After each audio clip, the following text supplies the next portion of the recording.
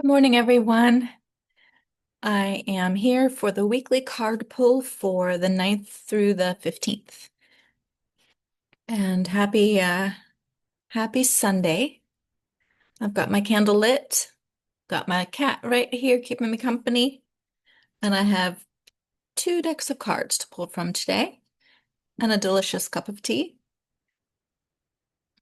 So I have the Aquarian Tarot, which I first saw on Audrey Ellison's channel. She turned me on to several great decks of cards, including this one. So I'm going to do a general card pull with this, and then I thought I would follow it up with some cards from the Dream Weaver's Oracle from Colette Baron-Reid. I'm feeling all nourished and loved up today because I watched for the first time Call Me by Your Name. And what a beautiful, stunning film that was. That was my weekend treat. I am a huge fan of stories in all forms, but as my boyfriend pointed out, my real weakness is indie films, intellectual films with substance and emotional depth too. And boy, last night hit all of those categories. It was just so beautiful. I definitely did some crying at the end because of the beauty more than the sadness. It was just very beautifully presented. So if you are like me and you love a good, substantial story, I recommend the film Call Me by Your Name. Absolutely gorgeous. All right, so let's pull some cards for the week ahead.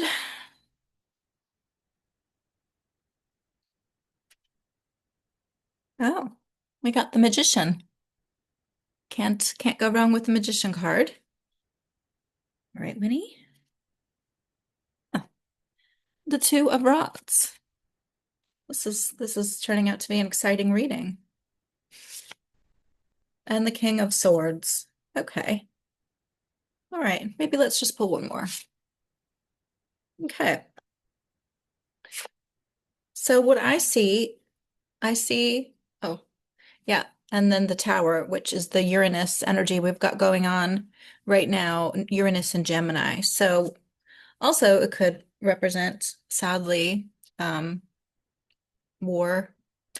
But let's go through the reading first. So the Magician card, always a wonderful card to get. The Magician has on his table in front of him and in his tool belt, um, tools from all of the elements, the cups, the swords, the wands, etc. So he has a balance of skills and a balance of approaches, and that's part of what makes him so powerful. And because he has the wisdom to know which, when as well, he he can create actual magical results. Like his success is assured, as is his power. So what a lovely card to start the week with. I think I'll go with that. And then after the magician, rebalancing, re-becoming aware of his, or re-realizing his magic and where his power is. Then we have the Two of Wands, which I always think is a beautiful card. This man is meant to be holding the world in his hands. He's looking out to the horizon, kind of gauging where does he want to go next. He's a man with options. He's a man who has direction and he feels potential and he's about to act on it. So the Two of Wands. So, and there's always a tension with the twos. So, what a promising card for spring as well. New things are growing, new things are on the horizon. And what will we do with our spring energy that we're feeling, that's blooming, that we can see and that we're planning on. So wow, what a powerful combination these two are. And then it gets even more powerful because then we have the King of Swords. And so he is going to take the energy from these two cards, the Magician and the Two of Rods, and he is going to use his mental talents and strengths, and he's going to make a plan and he's going to initiate in a very logical and analytical way. So he's going to balance, this desire, this inspiration with his practical approach, um, making plans and exacting details and carrying things out. So this is a very powerful combination. And so I'm really excited to see it here. And I'm definitely going to be tapping it for its potential. And then I picked two more cards. So I got the Five of Rods, which for me, there is also tension with the fives. Fives is usually some kind of change. And here, they're going to be reassembling these in a new structure. So it's like, taking all of the information that we talked about with the first three cards and kind of rearranging to make something work for right now. It needed to change for some reason, and so we're rebuilding something to make it work for right now. It's like a refresh. So, you know, there's this, and then also old ways are going. So, the tower isn't always going to be standing. In this card, it doesn't show, some of the tower cards show a man and a woman kind of falling from the tower. It's like a bursting open. It's very Uranus energy. It's very like sudden sometimes. Or it could just be old systems are crumbling and they don't work anymore. We can't live here anymore. We need something new. So, you know, we need something new. And we have the creative power and the intellectual power to create it. So this is really cool and exciting, and maybe, maybe there's like a little funny feeling in the tummy too when you think about, especially looking at this card. And yeah, but we have all the promise of spring. And it's a very verdant time to be creating and thinking about fresh approaches and what inspires us and what excites us and how can we make it real? How can we make it real? And then we didn't get the King of Coins, but how can we make it real is also a very King of Coins question. So we'll make our plan and then we'll bring in the metaphorical King of Coins too and rebuild a new tower that suits us better for this time. So I hope that helps. I know that's a little abstract, but I hope that it will make sense and that you will be feeling in your power as the magician this week. And I'm going to pull from Colette's deck. I always thought this was a very cute deck. There's lots of teapots and teacups in this deck, and I think that's probably why I ended up buying it. It's cute. I find her decks also to be a bit of they have like a task mastery vibe, especially the shamanic deck, which I use sometimes. Sometimes I feel a little chastised after I use that deck, but um, it also is full of, its own kind of wisdom. And sometimes maybe we need a little bit of that. So a little, you know, get on your path. What are you doing? Stop messing around, kind of thing. So let's see what this deck has to say for the week.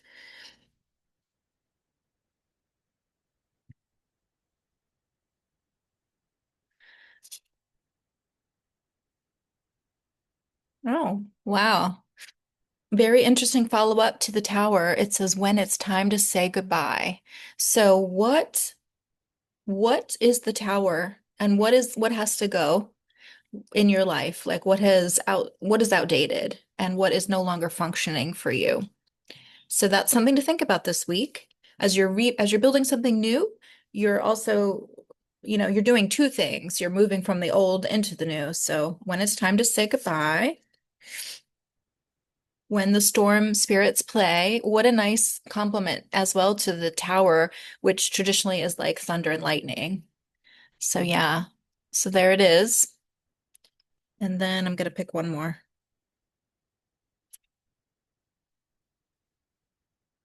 Nice. And here we go. This is very much like the Two of Wands or the Magician energy. It says, when the weavers built the sun.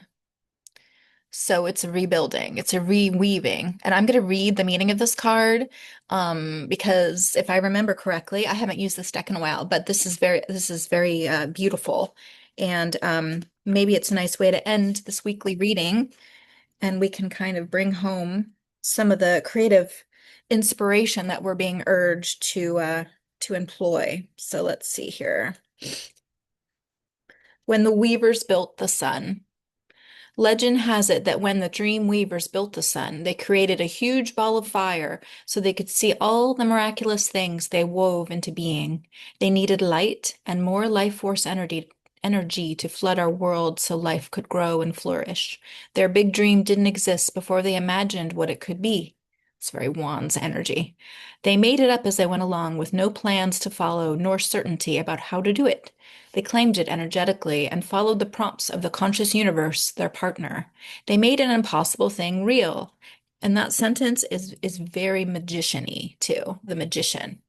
It's a card of creation, a creation out of just nothing, out of just having in you the elements to dream and then to build and to make something real, to see it and to make it. That's the power of that card. Okay, so right now you're in a similar place. You have a big dream, but you don't have the how part yet. Sometimes you question whether it's even possible and wonder if it's not meant to happen at all. Looking at the chaos in the world, you wonder if it's selfish to feel that you deserve any of your desires. Do not give up on your dreams. Something unique that will serve the greater good wants you to call it to life.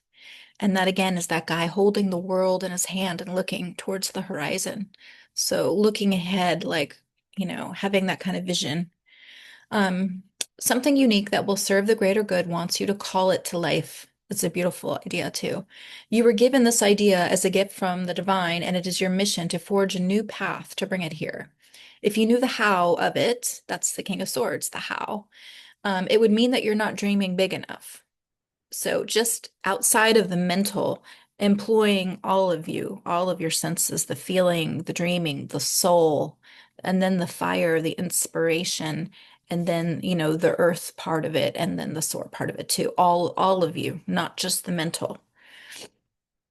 Whatever your dream, we need you to begin now. It's time to act. Hold the vision of success, but not too tight, and lean into this greatness, your greatness. Just think of how many you will touch by this action. Trust that you were made for this. Step forward and keep walking one step at a time, and the universe will open the doors one by one.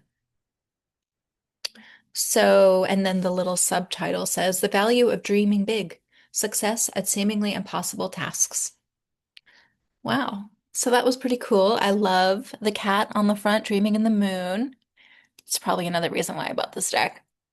And I have my own cat dreaming in the sun right here by me.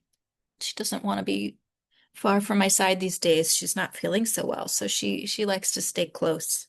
And I love that she's helping with the reading. I'm wondering if I shouldn't pick one more card in light of how gorgeous and exciting this spread was this week. Oh, okay. Well, time to feed the hungry heart. So again, it's like that urging not to just stay in the head. The King of Swords could probably also talk himself or think himself out of a lot of ideas. Time to feed the hungry heart means that what are you yearning for? What are you feeling like in here? And again, it goes back to that idea of the cups. Like what is in your cup, and is it what you want to be drinking, or do you want to be drinking something else? So, really a lovely reading, and I'm going to be thinking about this all week as well. So I hope this helps, and I'd love to hear if anything comes of this reading for you personally, and what it meant to you, if it spoke to you. And I'm going to sign off now, and I'm going to go work on our Fire Horse reading. So have a lovely week, and I'll be back next week. Thank you so much. And I have links below if you're wanting to do a private reading with me, a private session. I have 3 different price points and time frames for that. And I really enjoy reading for people. So I would love to meet with you. And I do it on Zoom. So, and I'm scheduling for March into April now. So let me know. And the links are all in the comment section below. Thank you so much.